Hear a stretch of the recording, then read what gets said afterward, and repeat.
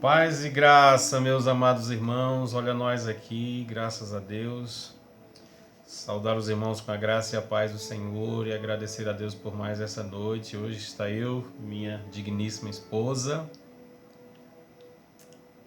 Um alô, Graça os e irmãos. paz, meus amados irmãos, que o Senhor vos abençoe nessa quarentena, né? Que a gente fica muito entediado dentro de casa, mas o Senhor é bom para conosco. Amém. Esse é o mês da família, né? Amém. Mês de maio para nós é reconhecido como o mês da família. Deixei aqui no domingo uma mensagem, uma devocional para a família. E hoje eu gostaria de continuar falando, né, desse tema tão relevante para as nossas vidas e talvez eu gostaria de abordar uma ideia diferente, principalmente sobre o medo da família cristã, né? Nós somos seres humanos, nós somos feitos de carne e ossos, nós temos nossas limitações, nós não somos nenhum super-homem, não existe a Mulher Maravilha, né? No sentido de ser uma super-heroína. Existe uma mulher também feita de carne e de osso e que diante de tudo isso que tem acontecido também sofre, tem medos, sofre de surtos, síndrome de pânico, depressão, enfim. Nós enfrentamos esses medos, né? Mas seria muito interessante nós refletirmos sobre essa questão do medo da família cristã. Porque talvez muitos olhem para nós, cristãos, e pensem que nós também não nos sentimos ameaçados com tudo isso. Apesar de confiarmos em Deus, de crermos na sua providência, no seu cuidado para com a criação em geral, mas nós também nos sentimos assim assustados quando isso ocorre, porque nós tememos por nós mesmos, tememos pela nossa esposa ou pelos nossos filhos, a esposa teme pelo marido, teme pelos filhos, enfim, até pelos seus parentes também. Isso é absolutamente natural. Mas eu gostaria de deixar um texto que talvez nos ajude a nos segurar mais, a confiar mais em Deus, né? Apocalipse capítulo 4, versículo 1 e 2. Depois dessas coisas olhei, e eis não somente uma porta aberta no céu, como também a primeira voz que ouvi, como trombeta ao falar comigo, dizendo: sobe para aqui, e eu te mostrarei o que deve acontecer depois dessas coisas. Imediatamente eu me achei em espírito, e eis armado no céu um trono, e no trono alguém sentado. No período em que o apóstolo João escreveu esse livro, era o finalzinho de sua vida, o apóstolo João. Era o último apóstolo vivo e era um momento assim de muita perseguição para a igreja de Cristo na terra. Os imperadores, nessa época era o imperador Domiciano, ele caçava os cristãos, assassinava os cristãos. Essas perseguições começaram desde Nero, no ano 64, e assim cristãos foram morrendo dia após dia, e os apóstolos também, o apóstolo Pedro, o apóstolo Paulo foram mortos em Roma. E agora João é o último apóstolo e ele está preso em uma ilha chamada Ilha de Patmos. Um momento difícil para a igreja, um momento difícil para a vida dele. E talvez ele olhasse ao redor, à sua volta, a todo o contexto e percebendo toda aquela perseguição, percebendo toda aquela situação de morte, de calamidade, mães perdendo seus filhos, maridos perdendo seus trabalhos, sendo procurados. Enfim, imagina então o medo dessas famílias diante de toda essa situação. E talvez faltasse alguém que trouxesse uma palavra de conforto a esses irmãos, dizendo: olha, Deus está no controle. Deus está no controle de todas as coisas.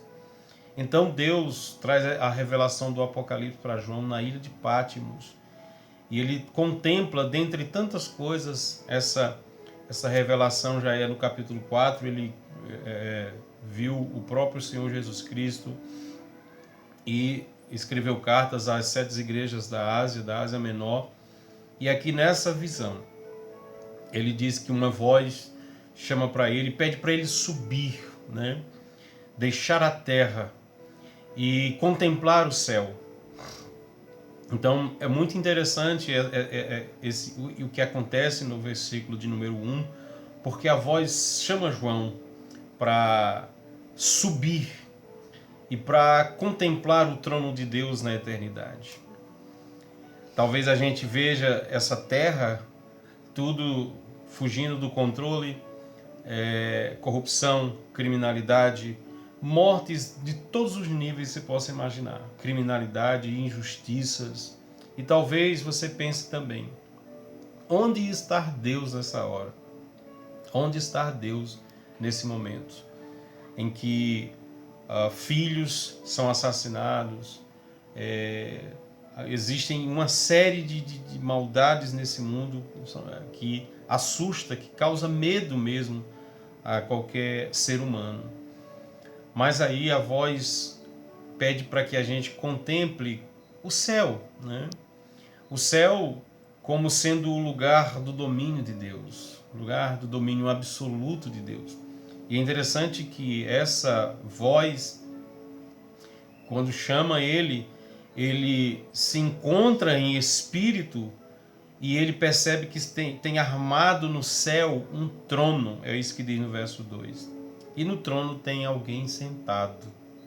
Ok? Trono na Bíblia significa autoridade, poder, controle, domínio.